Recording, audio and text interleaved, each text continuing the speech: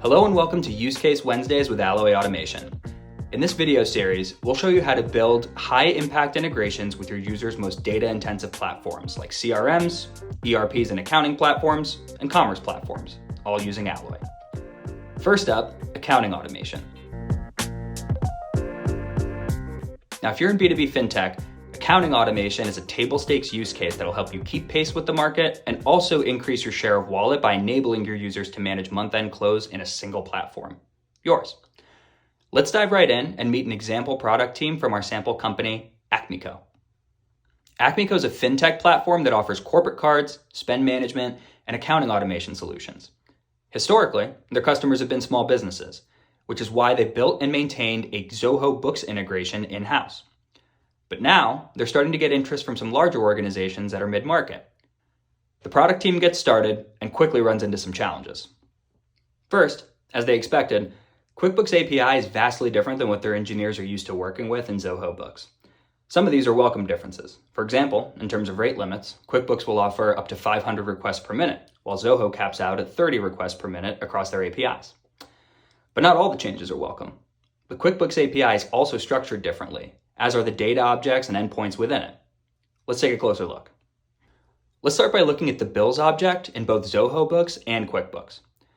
Both objects contain vendor attributes, but in Zoho Books, they're represented separately as vendor ID and vendor name, whereas vendors in the QuickBooks bill object are represented with a nested object called vendor ref, which contains both vendor name and ID. Both apps also have line items as nested object within their bills, but QuickBooks is more robust. In Zoho, the line items nested object contains fields for account ID and account name, among others. However, QuickBooks takes this a step further by allowing you to use an item-based expense line or an account-based expense line, depending on how users prefer the data to be structured.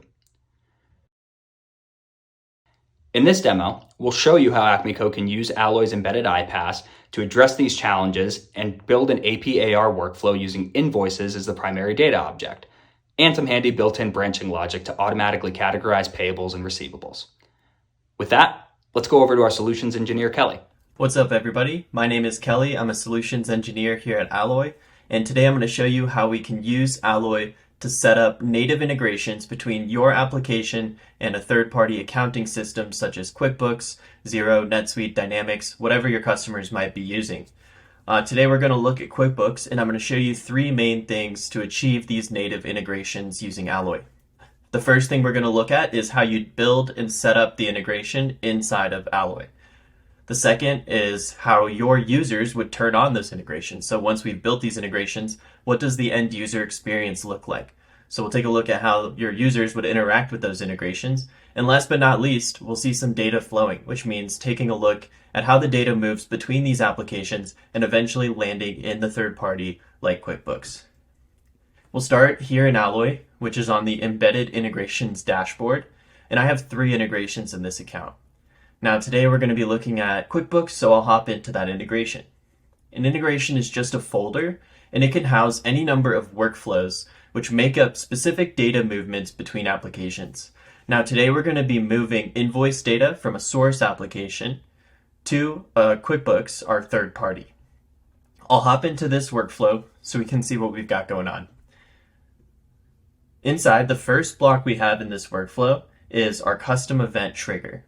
Now this is the telling Alloy when we want this workflow to run. This is an API-based trigger, which means that it will happen when there's an API call made to Alloy.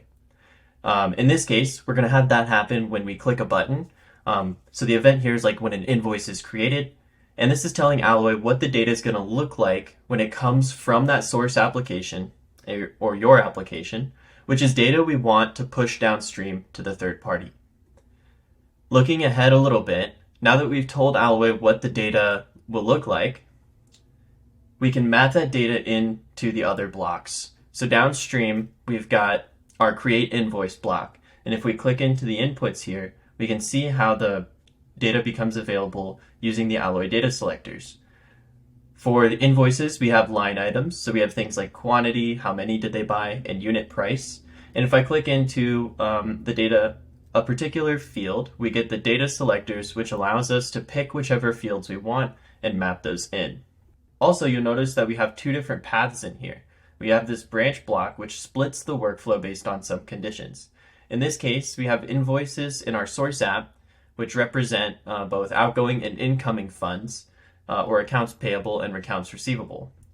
In QuickBooks, these are triaged as invoices or bills accordingly, so we're going to use this to manage which type of object we create downstream.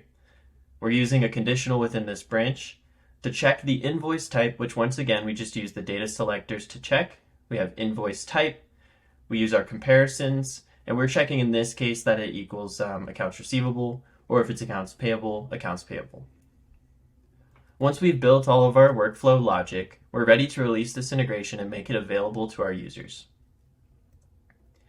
Now that we've released it, we'll take a look at the user experience. The first way I'll show that is using this preview button, which launches the Alloy modal. Now, this is just an example, but it's something that is provided through an SDK and can be embedded into your application. So how does that look?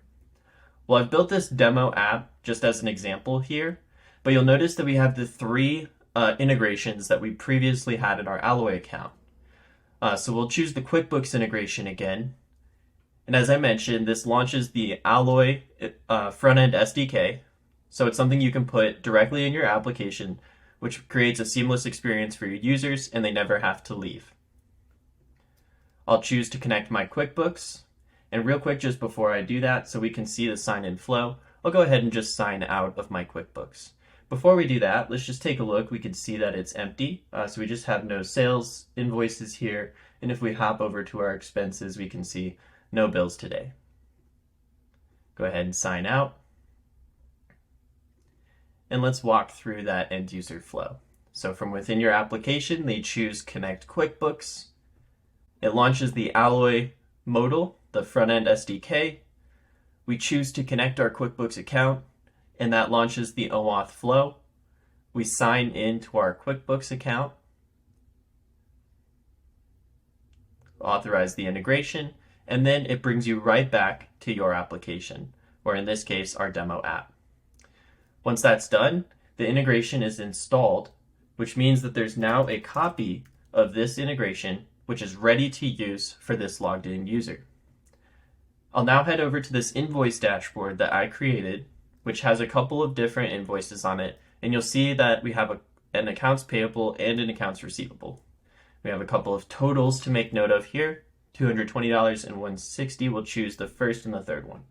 For example, when I hit sync invoices, that is going to trigger that API call running those workflows for the installation that we just created when we connected. So I've clicked that button, and inside of Alloy,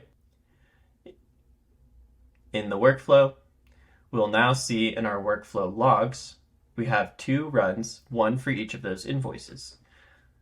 Now clicking into the logs, we can actually see that between the two, we have one that went through as a bill and one that went through as an invoice. If you need, you can click into each of these steps and see the specific data that was being sent in and out of each of those blocks. It looks like it was successful, so let's go ahead and just check the results inside of our QuickBooks. Let's go ahead and just get signed in. All right. Inside of QuickBooks, let's first head over to the invoices side of things. We can see we have that $160 invoice that we moved over from the demo site. And if we click into the invoice, we can see more details about the line items, addresses, any other details that we might have mapped in. Also, we can check our expenses. So we'll go ahead to the bills object here, and we'll see we have the $220 invoice that we just previously sent over. Once again, we can click in and see all of the details. So once again, just to review what we did here, we built and configured our workflow in Alloy, which we released, and that makes it available for our end users. From the demo application, we can connect to the third parties, which connects to any of those apps and integrations we've released in our Alloy account.